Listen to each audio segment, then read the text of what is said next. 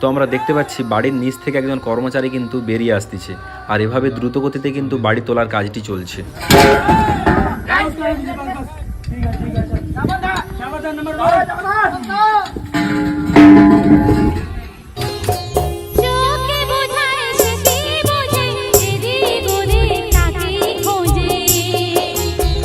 নমস্কার বন্ধুরা, এই মুহূর্তে আমি রয়েছি পাঁশকুড়ার যন্ত্রাতে, যেখানে কংসাবতী নদীর বাঁধ ভেঙে কিন্তু বন্যার সৃষ্টি হয়েছিল। আর নদীরা রয়েছে ওইদিকে, আর এইদিকে বাড়িটা দেখতে পাচ্ছেন আপনারা। এই বাড়ি কিন্তু এই বন্যার জলে কিন্তু ভীষণভাবে ক্ষতিগ্রস্ত হয়েছিল। তো এই মুহূর্তে আমি সেই জায়গাতেই রয়েছি।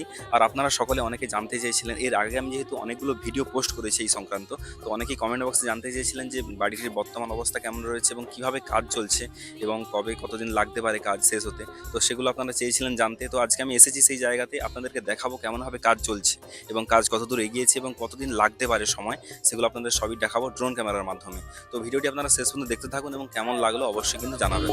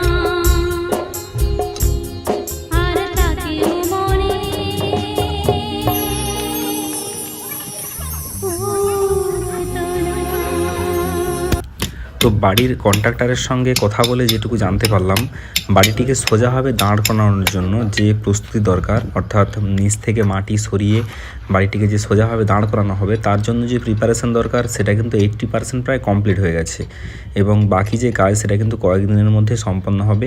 আর এক সপ্তাহের মধ্যে কিন্তু বাড়িটি সোজাভাবে দাঁড় করানো যাবে। আর তারপরে শুরু হবে কিন্তু বাড়িটিকে তোলার কাজ, অর্থাৎ উঁচুতে তুলে একটা নির্দিষ্ট হাইটে, অর্থাৎ গ্রাউন্ড লেভেলের যে হাইটটা রয়েছে সেই হাইটে কিন্তু বাড়িটিকে সোজাভাবে দাঁড় করানো যাবে। এর সাথে বলে রাখি, বাড়িটির পুরো কাজ কমপ্লিট করতে এখনও কিন্তু 1 থেকে 1.5 মাসের মতো সময় লাগতে পারে, যেটা কন্ট্রাক্টরবাবু বলেছেন।